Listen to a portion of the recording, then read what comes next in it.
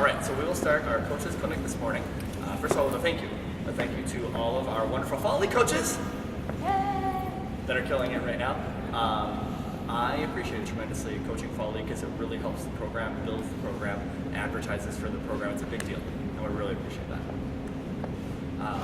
What we'll start with today, we'll start with skill development. Okay, we're going to talk about all the skills that we're going to implement in a game, and then we're going to do some demonstrations. So Kylene, you might have to take off your Uggs and demonstrate some skill too. Alright. Good? Okay. We'll start with passing. Okay, passing. The skill is probably the most used in volleyball. Our posture is probably an important part, but not the most important part of passing. The most important part of passing is your platform and holding it every single time. So the platform must be flat, and you have to hold it until the ball technically is about halfway to target, but we always tell the kids hold until the ball gets to target. Now holding doesn't necessarily mean stopping. It means hold your platform in whatever position you contacted the ball. Now ideally, the ball is on your midline every single time. This is ideal, this is what we want because this is the easiest position to pass from. However, there are times, Corey, that maybe you didn't get your feet to the ball, okay? And you hold outside of your midline like this, okay? But the platform stays here, it doesn't come back into the middle. Okay, so wherever you contact the ball, you freeze that platform. Okay, now let's talk about how we form our platform. It doesn't really matter. There are lots of ways to teach this. When I was taught to interlock my hands, put my thumbs together just like this. You can still do that, that's fine. We don't really teach it that way anymore. We teach one hand inside the other like this, as long as your thumbs are together and they're pointed toward the ground. Or we can also teach fist inside, just like this, thumbs together, again, pointed toward the ground. That'll flatten everything out. Okay, some of the little teeny munchkins, maybe if they're having a problem holding their hands together, tell them to interlock for a couple, so they keep them together. For the tiny, tiny, tiny munchkins that Jen's gonna be coaching, possibly. Okay, but probably the two best ways that we prefer right now, one hand inside the other, or one fist inside the other. Okay, locked out, thumbs pointed toward the ground.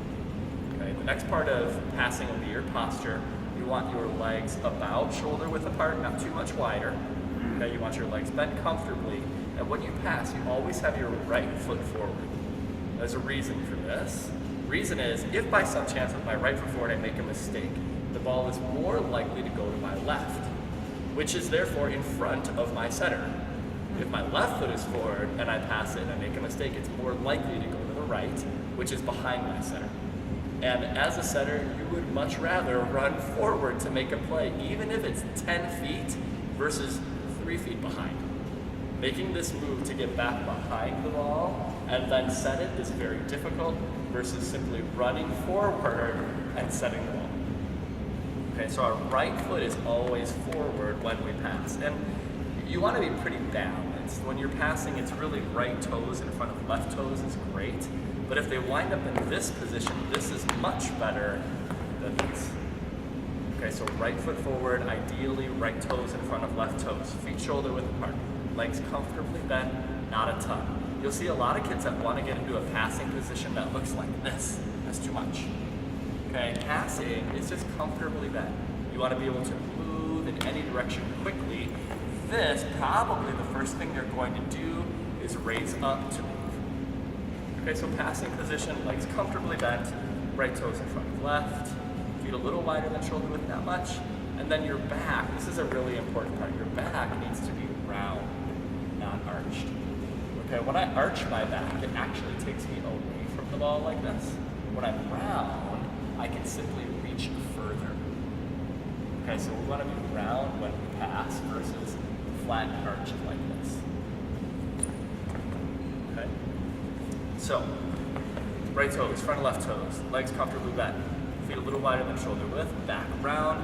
Now your arms, when you start, I'd like them out away from your body just a little bit. You don't have to be out and extended like this. Okay, kids will do this because coach says, arms out, okay, way out like this. They don't need to look like that. But I also don't want them in here like this. And the reason for that is if my arms are out and I put my hands together, the ball goes up. If my arms are in, and I put my hands together, the ball goes forward. Okay, so we do want our arms out, again, kind of comfortably like this when we're starting. We put our hands together, and we make one move to the ball. That's a phrase that they use at the University of Minnesota right now, one move to the ball, which basically means that we only want one thing moving. We don't want 15 different things moving while we're passing. It's one move to the ball. I get to the ball, I move one thing, and I move it in one direction too. A lot of the younger kids are gonna like to do this. Arms out, arms in, arms out. That's not one move, that's two. Okay, so we have our arms out, we put them together, we just go up to the ball, that's it. Or maybe they're out and they're the correct angle already because the ball's hit pretty fast. Just let it hit your platform. The less moving that we can do, obviously the more efficient we are, the less mistakes we're gonna make. Okay, so we want to teach these kids how to be efficient. And not just efficient in passing, it's efficient in every skill. We are going to limit our movement to increase our consistency. So when I actually pass the ball, what I want to do is, of course, I get in position, my arms are out, I put my hands together, great. And now I just use my arms to pass. I'm not going to do this, because again, two things moving, more likely to make a mistake. Now, if we have tiny, tiny, tiny munchkins that are not strong enough to pass the ball to target by using just their arms, great, use your legs a little bit because you need to. It's like setters. I mean, ideally, when you watch collegiate setters, this is what they look like when they set. That's it. The rest of their body stays still. They're very efficient. Okay, but younger setters, we teach them you have to use your legs because you need the power from your legs. So same thing when you're passing. Almost all the kids in our program are strong enough to be able to use just their platform. Maybe some of the tiny munchkins last night, maybe not, but pretty close. Okay, so they would need to be, I would say, under 5th grade to possibly need to use their legs. But 5th, 6th graders, they can use just their arms for sure. And what we teach them is that it is simply a fast movement versus a really big movement. Okay, the really big stuff's gonna get them in trouble. Okay, their arms are gonna get stuck in, and you'll see that ball careening forward, or their arms are way out like this and they launch it backwards. Okay, a small, fast movement to pass the ball. Okay. So, we're in position, we're using just our arms to pass now. Just our arms like this. Very, very efficient way to do it. If by some chance the ball is outside of your midline, same thing, just the arms. And it is ideal when we're passing to be balanced. Okay, if by some chance the ball's to my right, okay, and I lean to the right, nothing happens to my shoulders. Okay, if you watch my shoulders, I just lean to the right, nothing happens. Okay, so the same ball that was right here on this knee, if I simply stay balanced and I reach, what happens to my shoulders? I drop, and the ball goes back the other way, which is what we probably wanted to do with it. Okay, so we want the kids to stay balanced and learn to do this if they have to, versus doing this thing. Okay, again, this is off-balance passing. Not ideal. I mean, will it happen at times? Well, of course it will. Not ideal though, because, and we see this all the time, you see a young athlete get in position, all their weight's on this leg, they're in serve receive, they misjudged the ball. It is now over there. And that's all they can do. They do this, they're off balance, ball gets shanked sideways. Versus they get there and they're balanced, they misjudged it, now they can reach and make a play on it without tipping over and shanking the ball. Okay, so again, ideal to be balanced at all times when we're passing. Weight evenly distributed, and also on the inside parts of our feet, just a little bit. This is important because it allows you to move in either direction immediately. If my weight isn't kind of balanced, if you look at my feet right now, the weight is balanced in the center of my feet. In order to move to my left, I must transfer the weight in and then push. If it's already in, I can push in either direction immediately.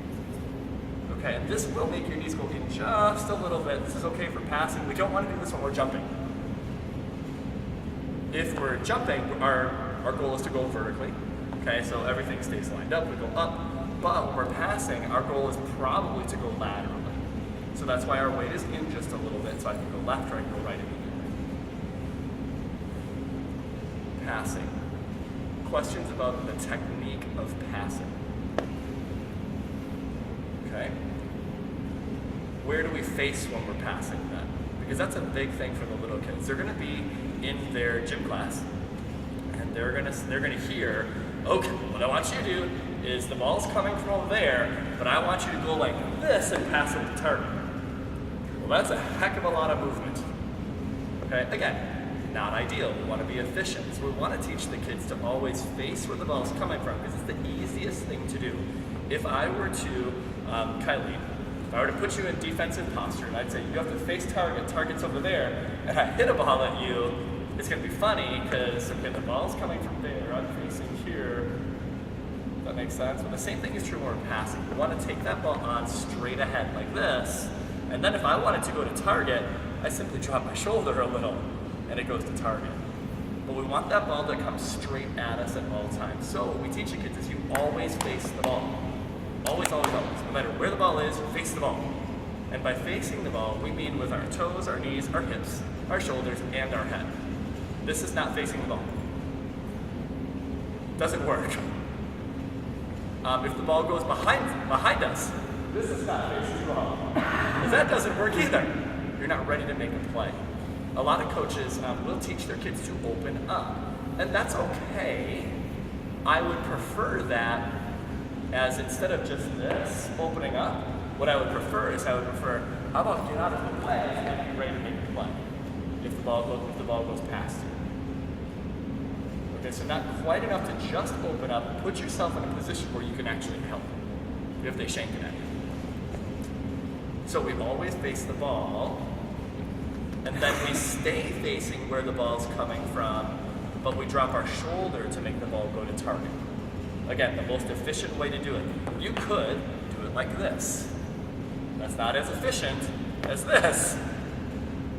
Okay, you could do it like this, where you step through and you wind up facing your target. Again, not as efficient as this.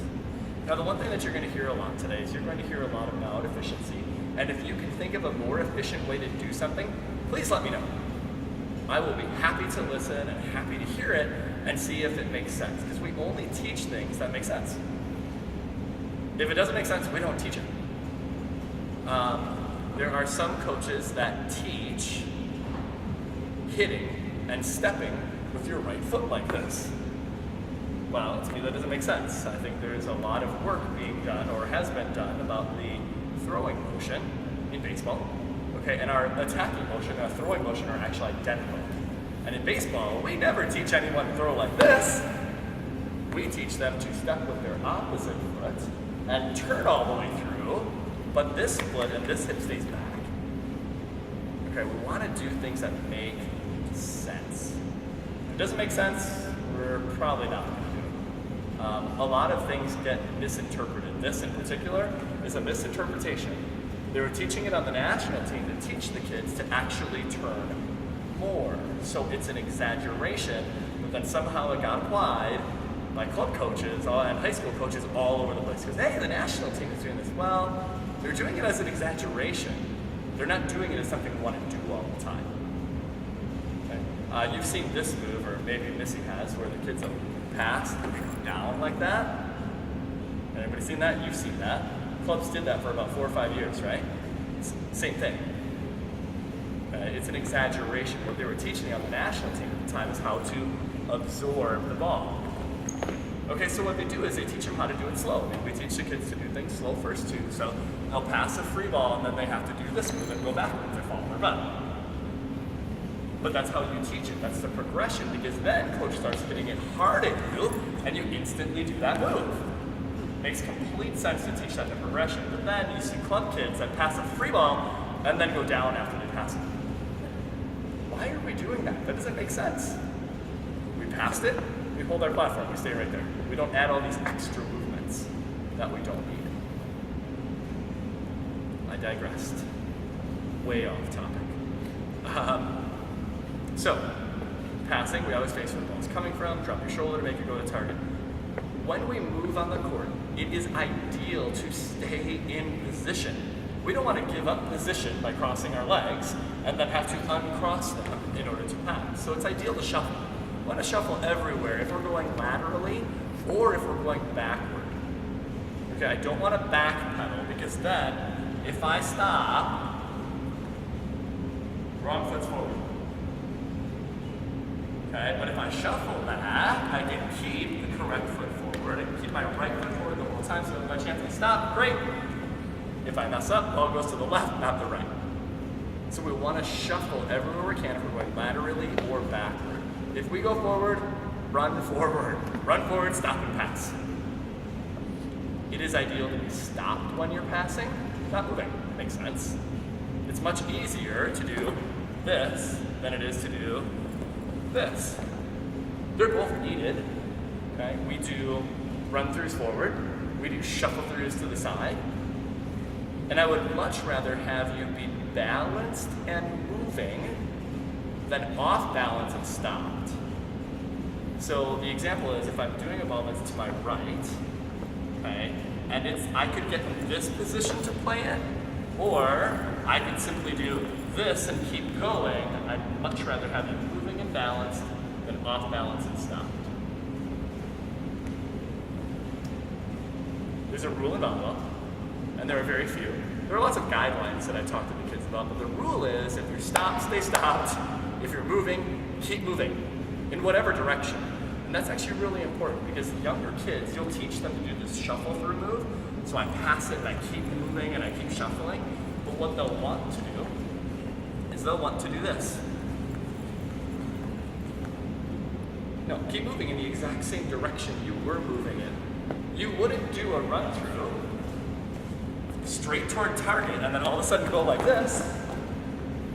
But that's what they do. You wouldn't run through the ball toward, like, let's say the person that's tipping it, you wouldn't run right at them and then after you do that move, start going like this.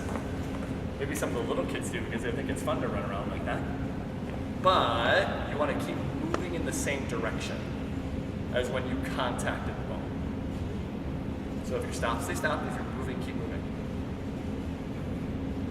Other things about passing. Kylene, did I forget anything? No, you just had drills on there. Now I have drills on there? Excellent. So any questions about the technical aspect of passing yet? Where to face, how to move? Great. All right, Kylene, Uggs off. Here we go. So now, when we teach skill, it's extraordinarily important. Can you run and grab some balls too? You're a rock star. We really like you. Just grab them. Okay. When we teach skill, we teach it a certain way. Okay? We have to break down the skill into each of the pieces, make each piece really, really good, and then put the skill back together. And this is why. I'm gonna make Kylene do my fun demo that I make the kids at camp do all the time. Kylene, grab 3 volleyballs. I have to run. I can't run like this. A little history with Kylene. Kylene played for me for 2 years, so she should know how to do some of this stuff. 3 balls. Grab 3 balls. Great. All right, Kylene, this is what you're gonna do. You're gonna face the camera. Come on out. Come on out. Come on out. You gotta face the camera. All right, Kylene, you're gonna juggle. Okay, you're gonna juggle. While you're juggling, you're gonna hop on your right leg 6 times, then your left leg 6 times. Then you're gonna spin in a circle to your right 5 times, spin in a circle to your left 5 times, all while singing Happy Birthday, Go. My listeners. Why isn't she doing anything? Well, she says she can't juggle, but that's way too much. Like, way too much, especially if she doesn't know how to do one of the pieces. She's saying she doesn't know how to juggle. Okay, great. So what I need to do is I need to teach her how to juggle. And the first thing I'm going to do is I'm going to take away a ball because it's easier to juggle 2 balls than it is 1. So Kylie, what we're going to do is we're going to toss the ball up with our right hand and we're going to place the ball from our left hand into our right hand. Go. Toss it up, place it. Great. And stop. Because what you'll see sometimes when kids are juggling is they toss the other ball too. So they toss one up and they toss the other one, so the ball goes crazy and they can't juggle. So we teach them how to juggle first. If there's something going on with their juggling that I need to fix it, fix it. Okay, then I'll add something. Kylie, you're gonna juggle And you're gonna hop on your right leg. Go. Not that one. I know. That's pretty good. Switch legs. Yeah, she's doing great. Spin in a circle. Which way? Then back. Just like this kind of spin or hopping spin? Keep hopping. Oh, okay. So now we're adding things together. This is so difficult. But we're doing it one thing at a time. That's great. Okay? Balls away. Know what you gotta stay out there. So we'll do the exact same thing when we're passing. Now Kylie is a really good passer, so I'm gonna grab a ball. Kylie's gonna pass. Why don't you back up just a little bit? Good. Ready? Mine's passing. Yep, just pass. Ready? Good. Kylie's feet are a little wider than shoulder width. Her right foot is forward in relation to where the ball's coming from, which is me. That's great. Legs comfortable bent, arms are out. Very good. Pass. Hold. Go to target dancer. Kylie is the perfect demonstrator for passing. Like, amazing passing.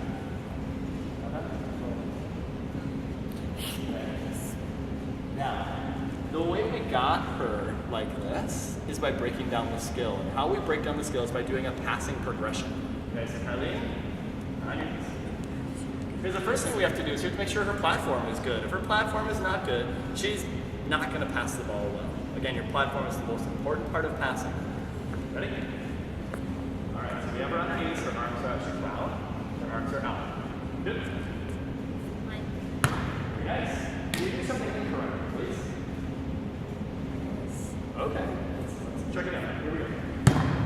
Okay, Kylie, I want you to hold your arms straight together until I get the ball. Here we go. Mine. Pass platform. Good job. Can you do something wrong with your platform? Yep, that sounds good. Ready? Here we go. Now, hold on. Now, what I would do in this case, so she's working on just her platform, and I notice that her platform is messed up. I will come over here, I will kneel down right next to her, and I'll say, put your hands together, and I will fix that. Then, what I do is I hold them like that, like this, and then I can actually move her platform for her if she's doing it incorrectly. One thing I want you guys to do is I want you to interject yourself into their space. Get in their space. Move them around if you need to. Okay, if by some chance, Kylie, we're doing the off midline passing, which is over here, and she's doing this thing like this, where she passes it and swings her arms to the middle. Passes it, so you've seen this before. Yes? Okay, so what I would do is I would come over, so attempt to do that. Ready? And pass the ball. Up, and I'd stop her. So the ball came off her platform, and I would interject myself in her space and not allow her to do it. Okay, so the whole progression, we actually go through the entire thing. So Kylie's on her knees, straight. Gonna pass on the midline. Good. Gonna pass on for a midline. Yeah, that's nice. Other way. Again, this is not ideal, but they have to be able to do it. If they cannot execute this, they will not pass as well as if they could. And then, of course, you stay on them. Hey, get your feet to the ball, get it on your midline. Come on, let's go. So when you do your progression, you do the off. I do that. I might do it less than the other one. Okay. Okay. But Like you when do- we start standing, Yep. we don't do off midline when we're standing. We do it when we're on the ground. Okay. Okay, so we learn what it feels like to manipulate our platform to the side a little bit. But once she starts standing, just pass on your midline. When you're shuffling to the right, pass on your midline. When you're shuffling to your left, pass on your midline. Okay?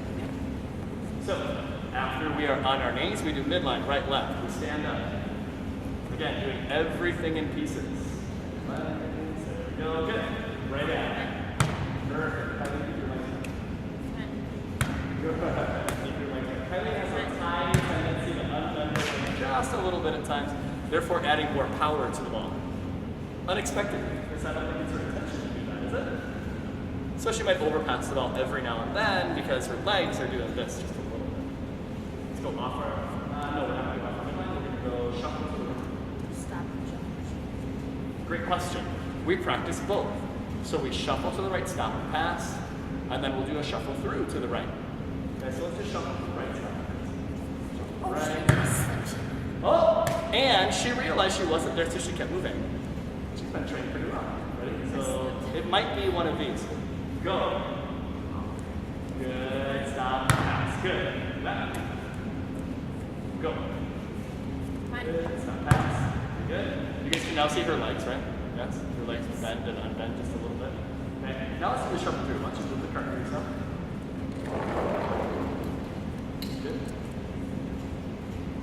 One of the most, well, probably the second most important person in this drill is the tosser, obviously the second person, but they have a really important job to do. They have to keep her in position. This is not this drill. No.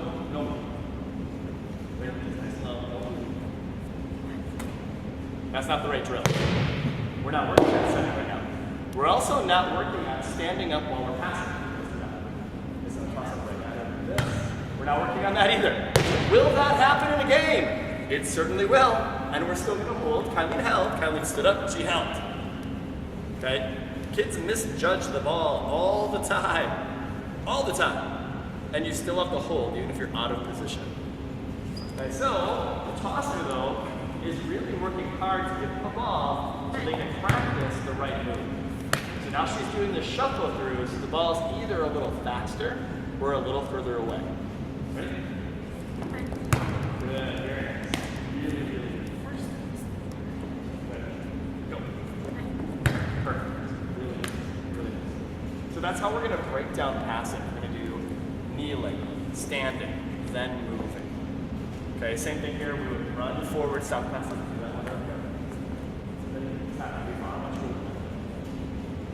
Good. And I toss it short. Get here. Stop. Pass. Stop. Good. Ready. Go. Work forward. Stop. Pass. Again, ideal to be stopped when you're passing versus moving. This isn't a run through. We're not practicing run throughs right now. We'll do that later. And then the last move is the shuffle backward move. This one's challenging. Right foot forward, yes, good. So we shuffle back with our right foot forward all the time. All the time, even in this drill. Even in the last drill, so let's do the last one. Go back. So Kylie runs forward, stops and passes. Perfect, and then she shuffles back with her right foot forward. Yeah, just like that. That is training movement. And that's exactly what we want to do. We want to train their movements so that when they're out on the court, they don't have to think about their movements. They just do these wonderful things. That put them in a really good position to be successful. Because that's our job. We're going to put the kids in a position that they're most likely to succeed. Okay, so your right foot's forward, right? You're more likely to succeed than your left foot. When we're talking about playing defense and defensive systems later, we're going to put them in a position where the ball is hit most often. Not all the time, because the ball goes random places, but most of the time it's in there, so we're going to put you there to start. And then we're going to ask you to make a move. Okay, so we're training movement here. So let's do the shuffle down. Okay? So straight backwards. Ready? Go. Good. Now Kylie did a pretty advanced move where she was shuffling backward and moving on contact, so she kept moving. Again, the rule is if you're moving, keep moving. If you're stopped, stay stopped. This time, I'm going to help you out. I'm going to say go, and I want you to shuffle back, stop, and pass. Ready? Go. Good. Back, stop, pass. Good. Good. Go. Back, stop, pass. Really good. But you can see that we could add the shuffle back and continue moving through the ball as well.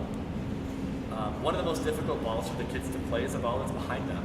And you'll see a lot of the drills that we set up are movement drills where they're moving backwards and moving backwards and moving backwards. Because they all have a tendency to do this.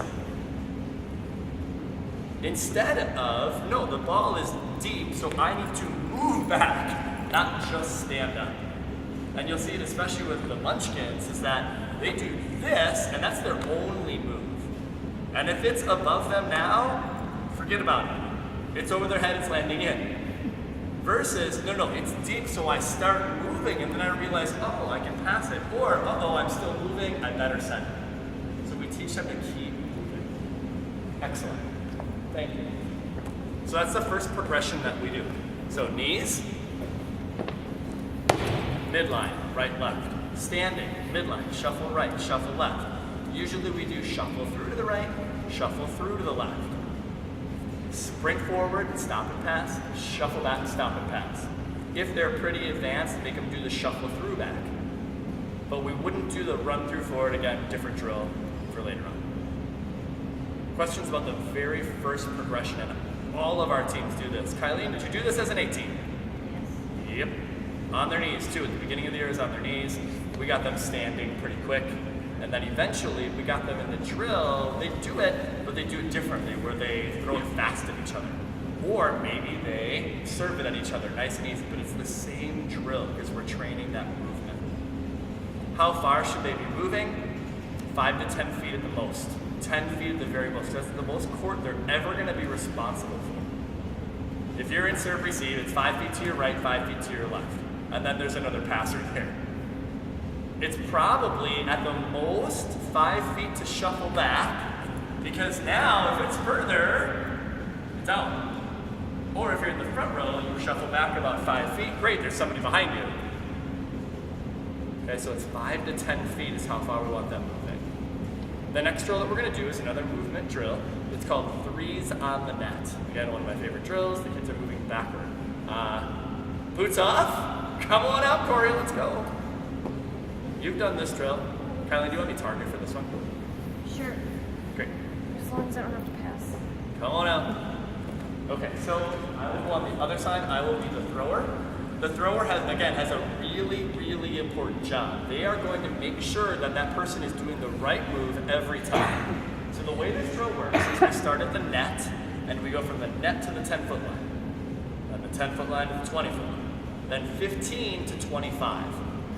25 to 15, 20 to 10. The reason we call it threes on the net is because we're working a group of 3, and we're on the net. I attempt to, for the kids' sake, name drills very similar to what they're actually doing. I'm not going to call this Vegas. This really doesn't mean much to me.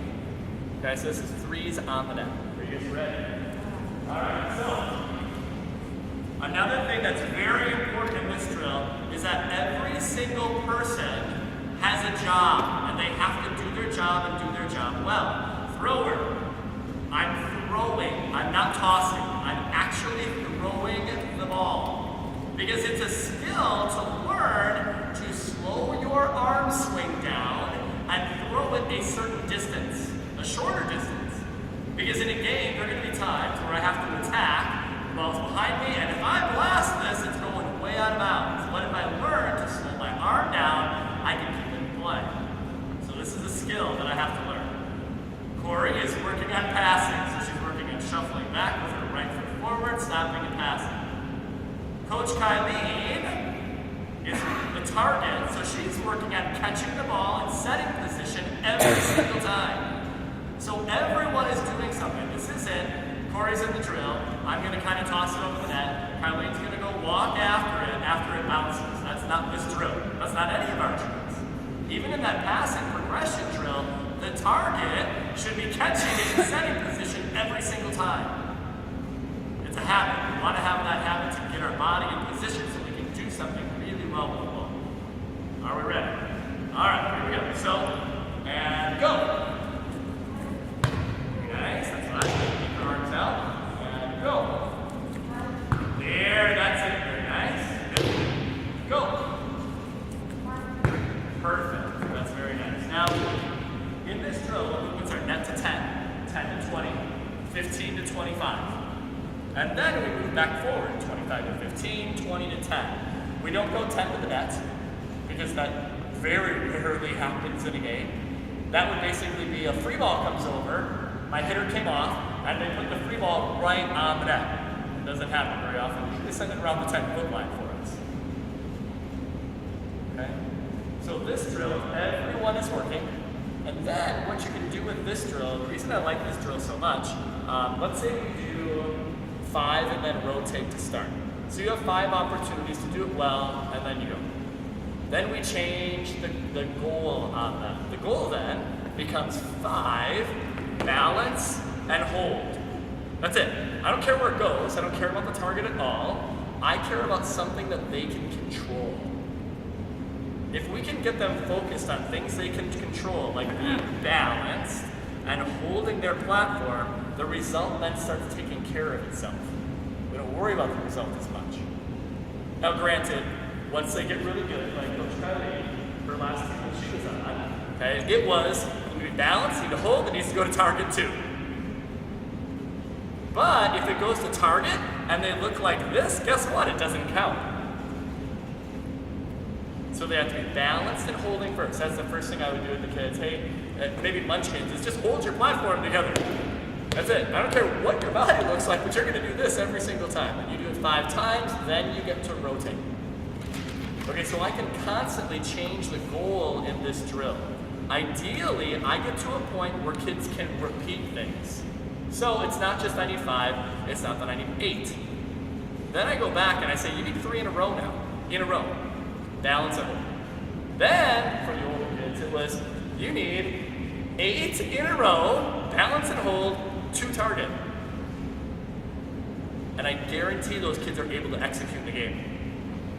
Because they can do things really, really, really well and control their process 8 times perfectly in a row, and it goes to target in practice. It's going to work out in a game for you. So that's the ultimate goal, is to get them to repeat things over and over and over again in a row. Now, I can also change this drill by changing 2 more important things. One, kids' depth perception is terrible. It's awful. And it's a skill that needs to be built. So I start this drill by tossing from the 10-foot line. Because it makes sense, Corey. Go over there. Are you ready? Stay that far away. Okay. Corey can pass really well like that. Now watch this. Corey, back up a little bit. Why don't you come this way a little, right there, tap. Okay, like that. This is going to be more difficult for Corey. Not because I tossed it to the exact same spot, but because she has to perceive where it's actually going to go and get herself in that position. This is really easy. Judging the ball from close, very easy. Judging the ball from distance, very difficult. So in this drill, I change the distance on it. I say, okay, you're going to throw from the 10-foot line. Then you're going to throw from the 20-foot line. Then guess what? You're going to serve this drill from the 10-foot line. Nice and easy from the 10-foot line, but they work on their serving motion then instead of just throwing. Then you serve from the 20-foot line. Then, okay guys, now we're going to go up on a box and serve from the 10-foot line. Now the reason we would do that, again, it's still serving and they can keep it under control from the 10-foot line, but now it's the exact same angle that it's going to come over the net in the game. And then I back them to the 20-foot line, same thing, on a box serving. And all of this is while changing the goal of the drill. Balance and hold. You need 5 balance and hold in order to move on. Then you need 5 in a row. Then you need 8 that are balance hold that go to target. Then you need 3 in a row, whatever it is. As your team progresses throughout the year, you change that goal. And hopefully by the end of the year, again, it's balance, hold, execute. Balance, hold, execute. You have to balance, you have to hold, you have to execute. Questions about this drill and how to set it up. Again, they would rotate. We rotate. Basically, we finished the drill, right? Great, rotate. Kylie becomes the thrower, I become the passer, Coach Corey is the target. After we all complete net to 10, then we move on. Everybody does 10 to 20, 15 to 25, 25 to 10, 20, 25 to 15, 20 to 10. We always move that 10 feet. So thrower, again, very important that they can control the distance. And they'll be able to. We had munchkins last night. We had some 4th graders that if you really are intentful and you work with them on it, they can control where they throw it. They just have to pay attention long enough to do it. That's the biggest thing. And you can require them to, hey, you have to throw 5 perfect in a row. Your partner's working hard to get better over there. You have to take care of it for them. And then they do. Questions about this drill and how to kind of progress through it. I use this drill in every single one of my practices, from munchkins that are 4th and 5th graders all the way to Kylie's 18-1 team for senior year. Even on the last day of practice, you would do the same. On the last day of practice, you would do the same at the end of the season. Okay. Yep. That's one thing that we'll talk about a little later, how to kind of structure a practice. Our practices were almost always the same, weren't they? Almost always the same. We do the same drills. We change the goals all the time. We might change a little bit in how we implement it, but we do the same drills. Kids love consistency. They might not say it, but they do. They like it. Every now and then, throw something fun in there. Great. But the structure of practice almost always stays the same. How many times did we start hitting in practice? Like never. Never. We always start passing. We take care of our ball control first, and we move on to serving, then we move on to hitting, then we move on to defense or some type of play situation. That's how we always structure our practices. It makes it consistent for them. They know what to expect, which is great. They like that. And every now and then we might throw them a curveball. Hey, today, 14-year-olds, we're going to start with playing.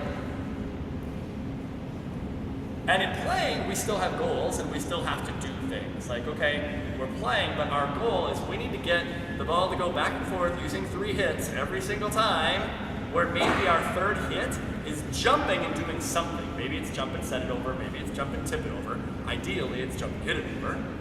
But we have to do it 6 times in a row. Oh, and guess what, 14-year-olds?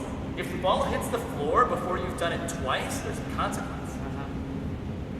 So there's both ends. There's this goal that we want to meet, but there's this minimum standard that they must achieve at all times. You got this in senior year, Chad? The minimum standard part?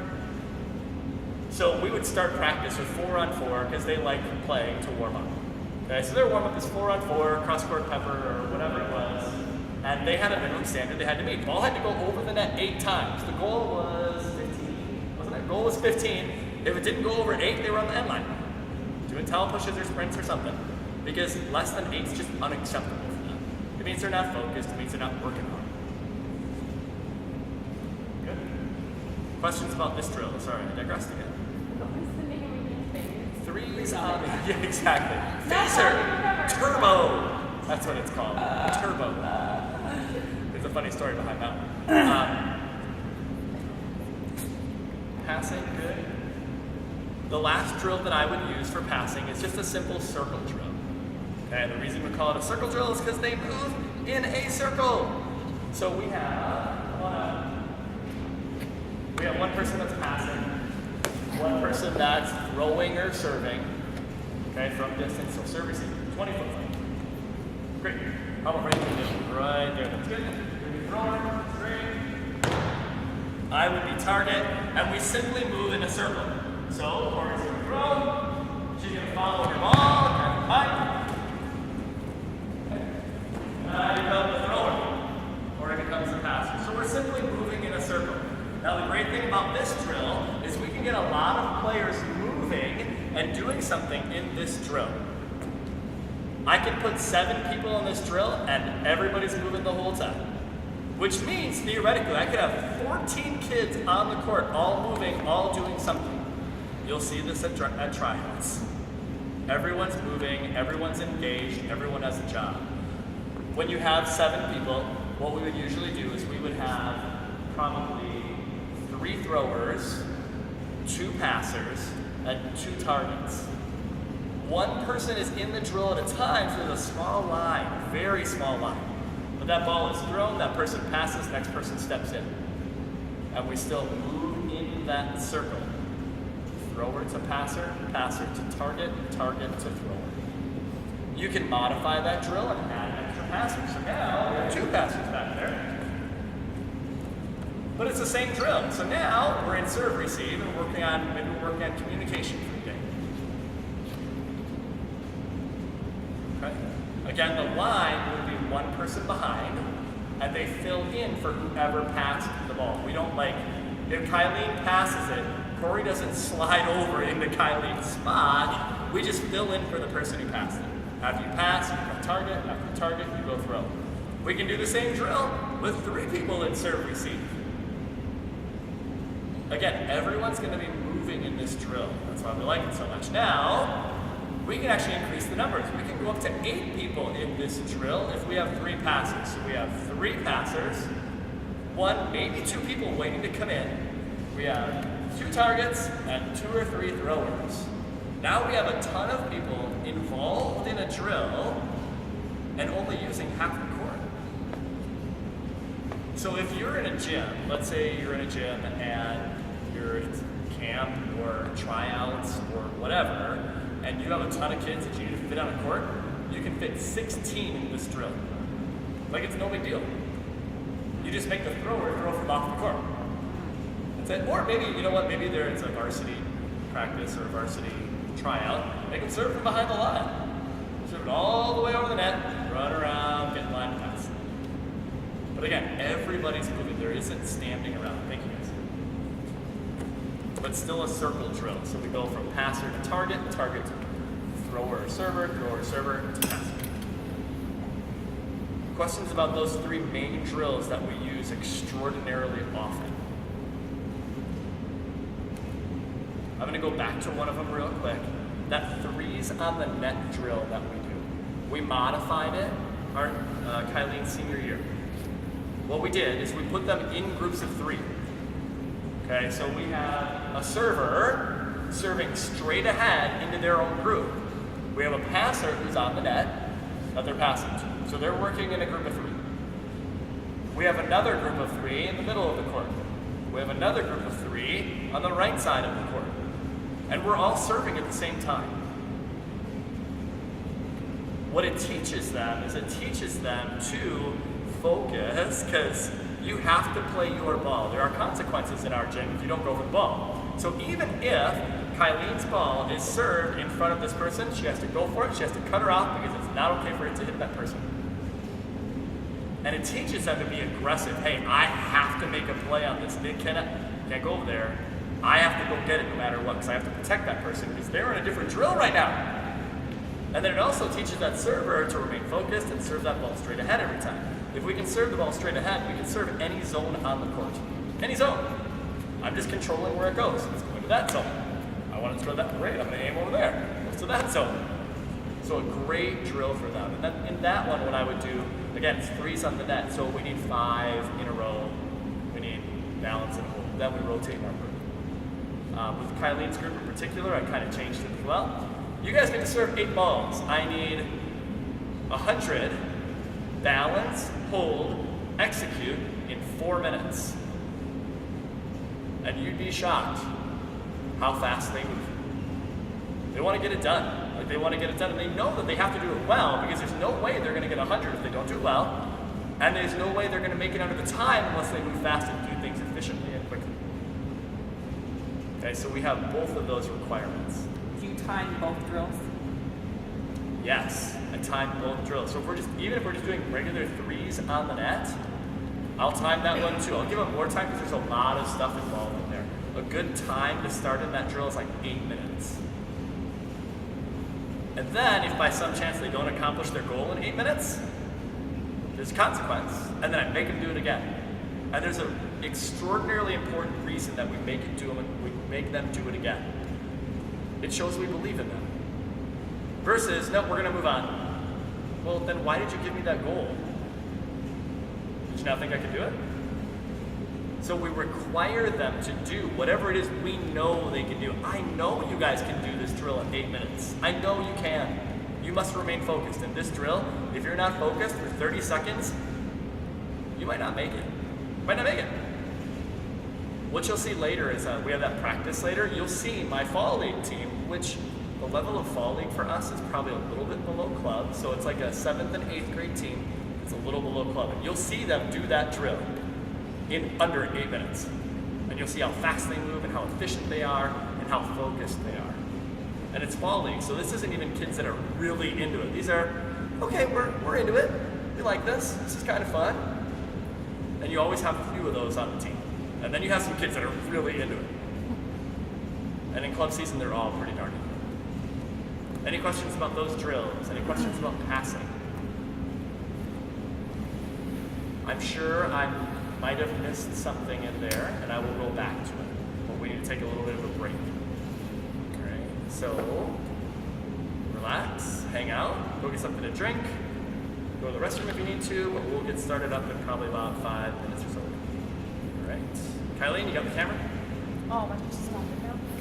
Thanks.